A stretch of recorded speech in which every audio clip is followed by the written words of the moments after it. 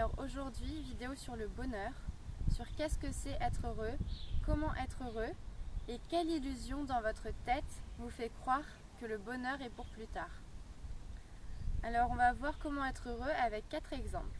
Donc je vais vous citer 4 exemples, vous allez vous identifier à celui qui résonne pour vous.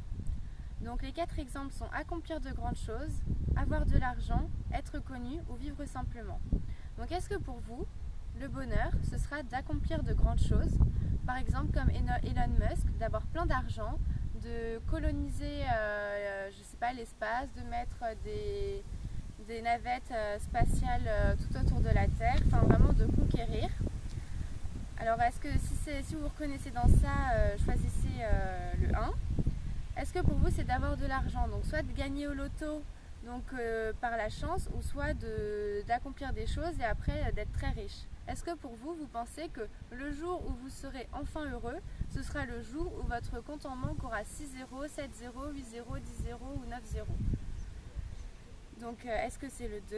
Ou est-ce que pour vous, le bonheur, c'est la 3e situation, c'est être connu? Donc est-ce que pour vous, vous pensez dans votre tête, l'illusion pour vous est de croire que quand vous serez heureux, quand le jour où vous serez connu, donc si tout le monde vous connaît et que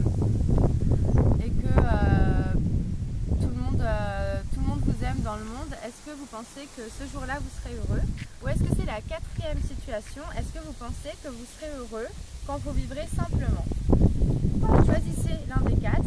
1. Accomplir de grandes choses. 2. Avoir de l'argent. 3. Être connu. Ou 4. Vivre simplement.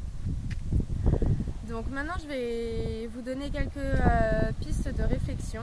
Donc à quel moment saurez-vous que vous êtes heureux? Donc si vous avez choisi le 1, par exemple vous vous dites je serai heureux le jour où je serai comme Elon Musk.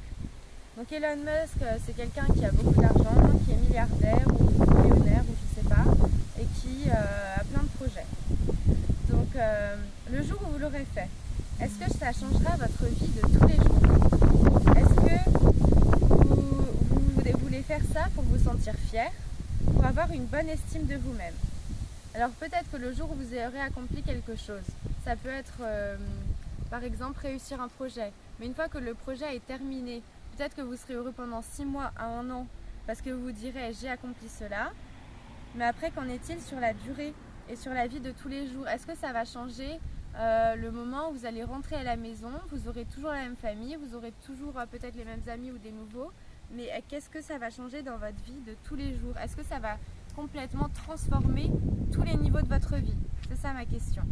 Ensuite, si vous avez choisi la 2e situation, avoir de l'argent, vous allez acheter, par exemple vous avez gagné au loto, vous allez acheter, vous allez consommer, vous allez peut-être faire le tour du monde, mais après avoir fait le tour du monde, vous allez revenir à la maison, ou alors vous allez aller dans une belle maison neuve, vous allez vivre dans le luxe, aller dans les meilleurs restos, les meilleurs endroits.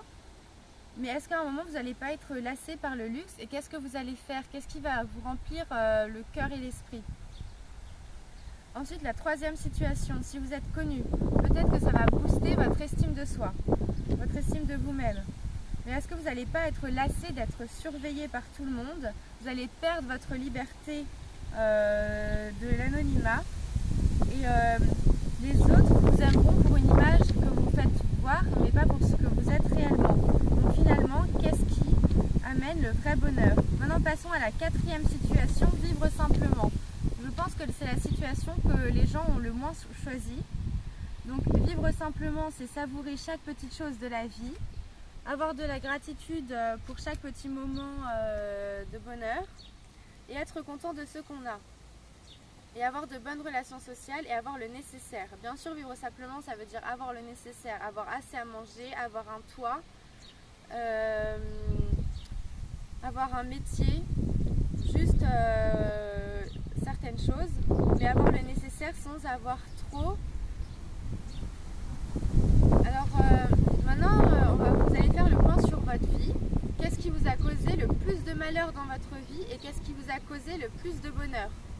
Est-ce que c'est quand vous avez eu le compte à découvert, plus d'argent sur votre compte, que vous avez été malheureux? Peut-être que vous étiez un peu stressé, vous êtes dit mince, je ne vais pas pouvoir m'acheter ça, j'ai plus d'argent. Mais est-ce que ça vous a vraiment rendu malheureux au plus profond de vous? Est-ce que que c'est le fait d'avoir échoué à un examen ou d'avoir échoué à quelque chose que vous deviez faire? Est-ce que quand vous avez échoué, ce qui vous a fait le plus peur, ça a été d'échouer la chose ou de le dire aux relations sociales, de le dire aux autres? Et si c'est ça, est-ce que finalement, c'est les relations sociales qui fait les moments les plus heureux et les moments les plus malheureux? Si je prends mon exemple personnel, ce qui m'a toujours mis le plus malheureuse, c'est quand mes relations sociales se passaient mal. Et mes moments les plus heureux, c'est quand mes relations sociales se passaient bien et quand j'avais un moment de rire, de partage avec les autres. Et le moment où ça se passe mal, c'est quand on se sent rejeté ou triste, mais souvent c'est dû aux relations sociales. Donc cette vidéo, c'est vraiment pour vous faire comprendre que ce qui vous rend le plus heureux dans la vie, finalement, ce sont les relations sociales et pas autre chose. C'est pas des choses matérielles qui vont vous rendre heureuse, c'est le fait de partager avec les autres. Donc par exemple, dans la Bible, il n'est pas bon pour l'homme d'être seul. Donc ça veut dire qu'un homme seul est un homme malheureux. Et dans le développement personnel, on parle beaucoup de l'ouverture du cœur, donc du donner et recevoir. Donc pour être heureux, il faut savoir donner et savoir recevoir. Donc donner, c'est savoir donner de son temps, de son énergie, donner de son argent, ne pas être radin. Et recevoir, c'est savoir recevoir un cadeau, recevoir de l'aide, recevoir de l'énergie des autres. Et ensuite, pour être heureux, il faut nourrir son intellect, nourrir son cerveau, apprendre des nouvelles choses. Donc en conclusion, pour être heureux, il y a les fonctions principales du corps à respecter. Donc bien dormir, parce que si on dort mal, on va être de mauvaise humeur. Donc pour être heureux, il faut déjà bien dormir. Ensuite, il faut bien manger, nourrir des choses avec des vitamines qui vont mettre le corps en bonne santé. Si on se nourrit de fast-food toute la journée, ça va rendre en colère parce que la graisse contient des choses qui mettent en colère. Ensuite, il faut bien respirer, donc s'oxygéner avec la nature et bien éliminer toutes les toxines. Ensuite, il faut bien nourrir son esprit avec de belles choses. Si vous regardez des films d'horreur, ça va vous mettre du stress. Vous allez vous sentir effrayé, vous n'allez pas bien dormir. Donc ça, déjà quand on regarde un film d'horreur, on dort moins bien et on est plus facilement angoissé, effrayé. Alors que si on regarde un dessin animé ou un film intéressant, eh ben, ça va apporter quelque chose et ça ne va pas apporter des mauvaises choses. Donc maintenant je vais vous dire 2 listes de mots. Donc déjà tout de suite vous allez noter votre niveau de relaxation ou de bien-être de 0 à 10. Et maintenant je vais vous lire une liste de mots et après cette liste de mots vous allez renoter votre niveau de relaxation ou de bien-être de 0 à 10. Donc la première liste, je commence.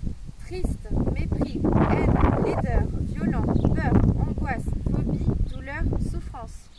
Maintenant vous allez noter de 0 à 10. Donc là, peut-être que des mots négatifs que vous entendez, ça a un impact sur votre esprit. Vous vous sentez moins bien, ça vous fait repenser à des choses pas bien. Donc, est-ce que le fait d'entendre ces mots, ça fait quelque chose de négatif dans votre esprit? Maintenant, je vais vous dire une autre liste de mots. Donc renotez de 0 à 10 votre niveau de bien-être maintenant au moment T. Je commence la liste. Donc amour, joie, compassion, contentement, gratitude, estime, heureux, sourire, rire, beauté. Et maintenant renotez de 0 à 10 quel est votre niveau de contentement. Est-ce que dans les 2 listes, il y en a une qui vous a fait mettre un plus haut score de bien-être que l'autre? Donc si oui, est-ce que de regarder des choses qui parlent de bonheur, de bien-être, serait pas favorable au bonheur et regarder des choses qui parlent de dépression, de mal-être serait favorable au malheur? Donc c'est pour ça que je m'interroge sur la question, si on est avec des gens qui parlent tout le temps du négatif, qui sont négatifs, qui se plaignent, est-ce que ça n'a pas un impact sur votre niveau de bonheur? Alors que si vous êtes sur des gens souriants, ça n'a pas un impact sur votre niveau de bonheur. Par exemple, être avec quelqu'un qui a une vie pourrie, est-ce que ça peut pas, d'un côté, vous sentir mieux parce que vous dites qu'il a vraiment si vous restez tous les jours avec cette personne, vous n'allez pas à un moment par vous sentir sentir déprimé par ces paroles.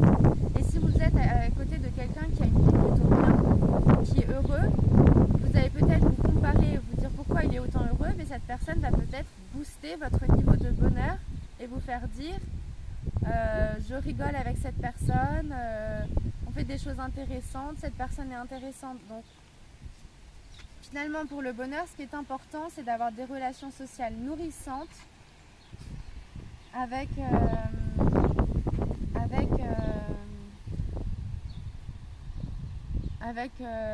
de la joie et pas toujours se plaindre et voilà. Donc pour conclure, à la racine du bonheur, il y a la santé. Donc si on a la santé, on peut faire des choses, on peut vivre pleinement. Donc c'est important de prendre soin de sa santé avec ce qu'on nourrit, donc avec quoi on nourrit notre esprit, avec quoi on nourrit notre corps, d'avoir une vie saine et un esprit sain pour être heureux. La base pour être heureux, c'est d'avoir une bonne santé. Donc l'important, c'est aussi de faire tout pour être en bonne santé. Donc ensuite, pour être heureux, si on a plein de problèmes, il faut accepter le présent. Donc déjà pacifier son passé pour ne plus que les problèmes du passé empiètent sur le présent. Ensuite, il faut accepter le présent et après préparer l'avenir. Voilà, fin de la vidéo. Merci de m'avoir écouté.